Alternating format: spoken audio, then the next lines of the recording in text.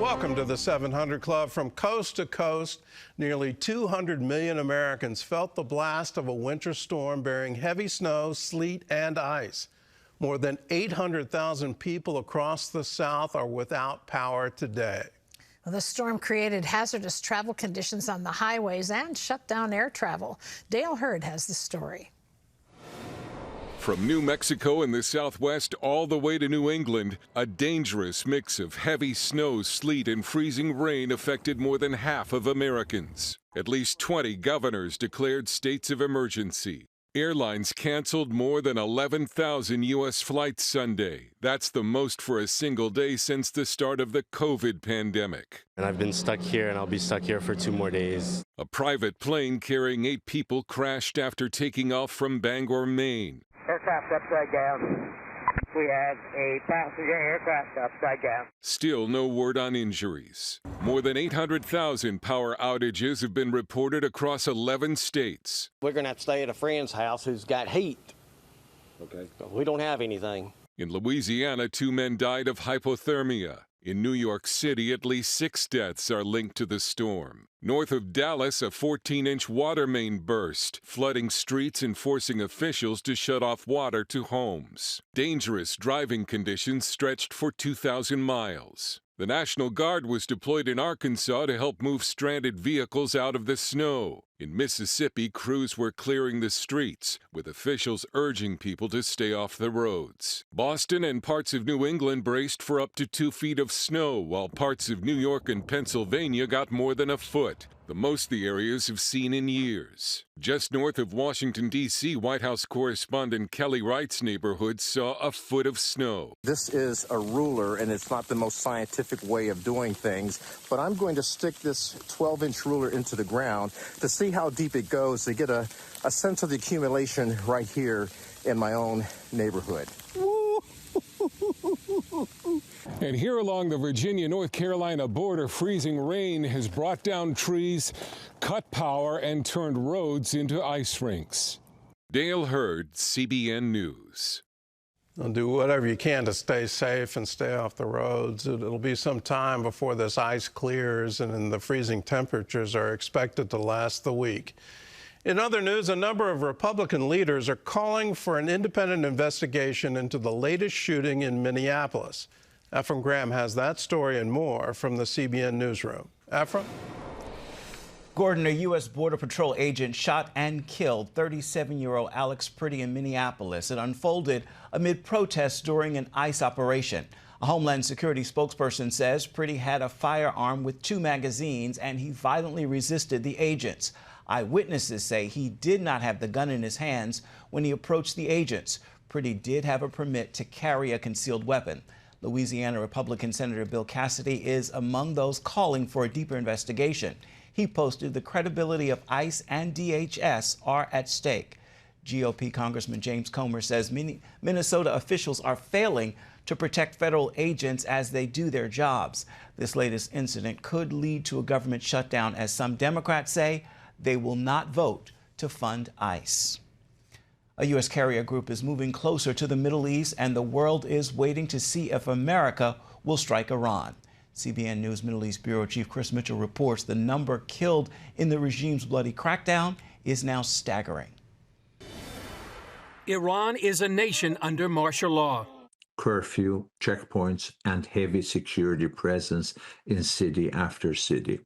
People inside the country describes streets saturated with armed forces and plainclothes units, not to keep order, but to flood public space with fear and crush any momentum for freedom. And brutality is no longer limited to bullets and batons. With the internet down for more than 400 hours, the number of Iranians reportedly killed by the regime is being called a genocide under digital darkness. It's one of the world's deadliest massacres in a generation. They estimated true toll may be exceed of 60,000. This is not a crowd control with mass killing, disappearing, chemical attacks, and blackout to hide the evidence. This is a nationwide uprising met with state terror, and it fits the pattern of crime against humanity. The International Center for Human Rights adds that more than 350,000 have been injured and more than 10,000 blinded. Iranians are looking to President Trump for help, and that help could come soon as the U.S.'s Abraham Lincoln nears the region. CENTCOM Commander Admiral Brad Cooper has met with IDF Chief of Staff Eyal Zamir, and the U.S. has moved a massive amount of military assets into the region, giving President Trump a wide range of military options. In Iran, the regime has posted a large mural in a Tehran public square, warning of the consequences of a U.S. attack. It says, "If you sow the wind, you will reap the whirlwind." Reports also indicate Ayatollah Khamenei is now in an underground bunker for fear of assassination. And Houthi rebels in Yemen, a proxy of Iran, are threatening to attack shipping in the Middle East. In Israel, a number of major airlines have canceled flights in and out of the country over concern that Iran will fire its ballistic missiles in retaliation for U.S. attacks. Iran fired hundreds of missiles at Israel in June of 2025 during the 12-day war with Iran. Well, Chris Mitchell joins us now from Jerusalem. It looks like Iran is concerned. The Ayatollah is in a bunker right now. I guess they're thinking the U.S. is going to strike. What is the sense in Israel? Well, Gordon, they're prepared for any scenario right now, on high alert. The IDF spokesman has been saying repeatedly they're ready offensively and defensively, knowing that Iran could fire ballistic missiles like they did back last year in June. Here they have layers of anti-missile systems, the Iron Dome, David's Sling, the Arrow, the hospitals are ready. And yet because of all that, or in spite of all that, there's really a sense of calm, I would say, Gordon. The tourism ministry does say that it has put together a plan to evacuate more than 40,000 tourists now in Israel. And if the country is forced to shut down because of a fresh conflict with Iran. People have been through this 3 times, not only last year in June, but also in 2024. People are ready. I think the good news right here, Gordon, which has just come out in the last few minutes, is that the last hostage, his name is Ron Gavili, has been found, which means that all 251 hostages taken on October 7th are now home. Well, that's good news. Let's turn back to Iran. That are the reports accurate? Are we looking at 60,000 dead, 350,000 injured? Is that accurate?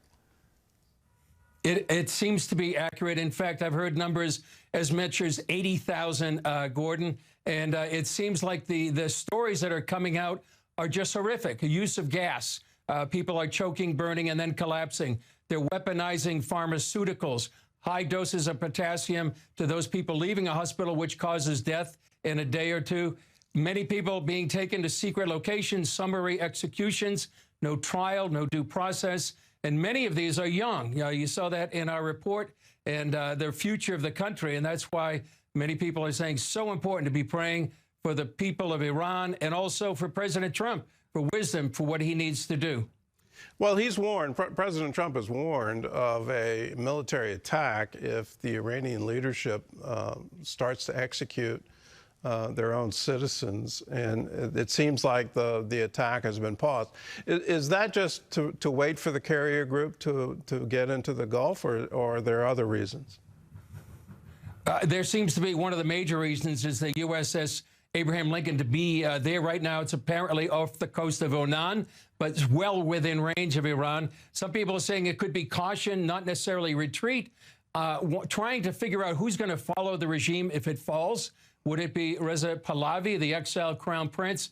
Now, inside Iran's, we hear reports that he's the overwhelming choice of people. He said this is the last battle, and they're calling for him to return. He has a detailed plan for the transfer of power, but that could be one of the reasons why there's, kind of mixed messages coming out of the White House. First, help is on the way, and then an extended pause. Everybody's waiting to see what's going to happen next. Is there any concern that Saudi Arabia seems to be decidedly against Israel right now? There was hope that they would join the Abraham Accords, but recently it seems they've turned into the orbit of Qatar and Turkey, and the official publications of the government are now decidedly anti-Israel. Is that one of the reasons? It could be, you know, some of the lobbying going on inside the White House or behind the scenes could be from Saudi Arabia as well, not wanting a strike and allying, as you said, with Qatar and Turkey. I read a report just a few days ago, Gordon, that said really normalization may be off the table between Israel and Saudi Arabia because of the market shift they've had in the last few months. So all that could be one of the factors going on behind the scenes to the pause in any military strike just yet. Militarily, what should we expect Iran to do in response? Are they going to attack Israel? Are they going to attack U.S. military bases? Are they going to get their proxies? What should we be on the lookout for? Well, it could be all of the above. Iran is saying they're more ready than ever. Their fingers on the trigger, ready for any worst-case scenario. Certainly, Israel is preparing for ballistic missiles in this direction, and then U.S. assets, you know, could be targets, whether the ships or U.S. bases. They could use their ballistic missiles, drones, UAVs. They could use the proxies like the Houthis or Hezbollah. That's what they're warning about, and they're standing with Iran. But you have the mix of all this above. But you do know, Gordon, that the capabilities of Iran are much less now than they were with before the war last June with Israel and the U.S. Much of their air defenses have been degraded, not what they were, but it remains to be seen. They still do pose a threat here to Israel, the U.S., and the Middle East. Well, we'll see. It's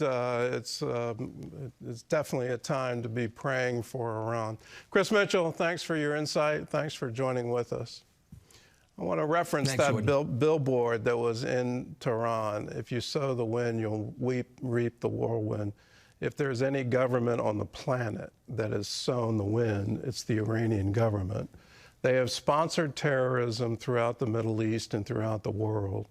And if the international order doesn't recognize that they are the principal state sponsor of terrorism, then the international order is broken.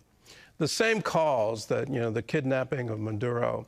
Here's a dictator who ignored elections, who massacred his own people, imprisoned everyone on the opposition, all in the pursuit of some kind of socialistic ideal.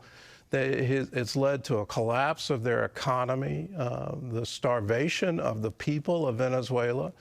And when the U.S. acts to remove him, suddenly there's this call that somehow or other the international order has been violated. Well, then the international order is broken.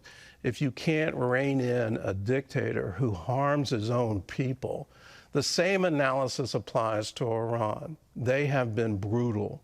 And the number of uprisings, there have been 5 revolutions in the past decade. Each one has been met with violence from the government. Snipers being put on rooftops, targeting protesters and shooting them dead in the streets. The amount of violence that we're hearing coming out of Iran today is staggering. You think 60,000 people? That is enormous. 80,000 people, 350,000 injured, and summary executions. They've lost the right to rule. And where is the international order? Where are the protests for this? Where the campuses should be in absolute stunning protest over what is currently happening in Iran. But we're not hearing it from the left, and I don't understand that. But from righteousness' sake, they have lost the right to govern.